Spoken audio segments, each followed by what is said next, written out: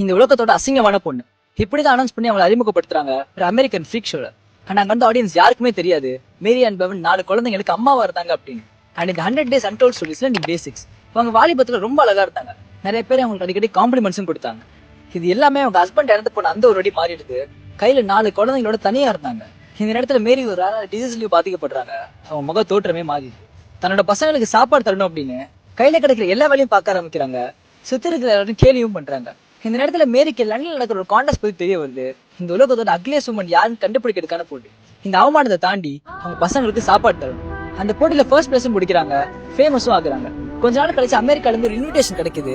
அந்த பே செக்ல அவங்க பசங்களுக்கு தேவையான காசு இருந்துச்சு. அதுல அவங்க பசங்களுக்கு நல்ல படிப்பை தர முடியும் அப்படின்னு எந்த ஒரு தயக்கமும் இல்லாம அதை அக்செப்ட் பண்ணிக்கிறாங்க. அந்த ஒரு நொடியில எடுத்து சாகர் வரைக்கும் அந்த ஃப்ரீக் ஷோல தான் பயணிச்சாங்க.